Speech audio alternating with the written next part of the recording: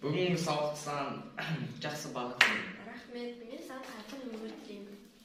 Мен саған бүгінгі сабақта жақсы түсінуіңе тілеймін.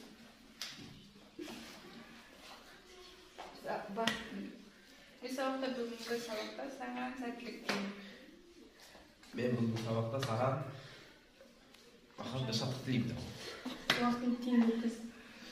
Бізде алдыңғы сабақта үй жұмысы дәріміздар. Дәріміздар туралы кім айтады? Яғни қандай тағамдарда кездеседі?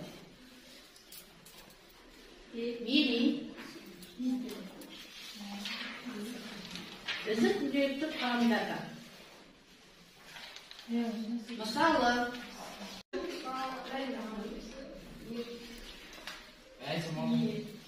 ерасыл. Ет, жұмыртқа, Дұрыс. балық, көкөністерді кездеседі. Я, дұрыс. Және де сүтті тағамдарда кездеседі, я? Отырағы. Нәріміздің бізге пайдасы бар ма? Кім жауап береді? Таңданасын бүйтіп отыра қойсын. Ал балалар бүгінгі күнде жазамыз. Тақырыпты көмірсулар энергия көзі. Дәптерімізді ашамыз.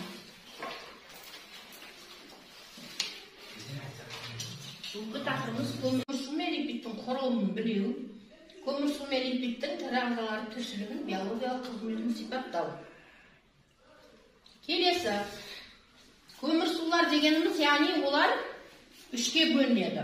Біріншісі моносахарид, екінші полисахарид және үшінші моносахаридтерді.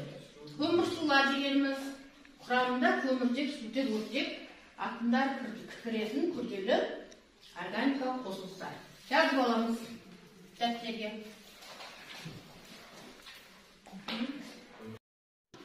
Екі молекула моносахаридтерге өндіреді. Лактоза, глюкоза мен галактозадан тұрса, көмірсулар. Көмірсулар адам ағзасына 0,6% құрайды. Және құрамына келетін болсақ, олар құралады. Лактоза, глюкоза мен галактозадан құралады.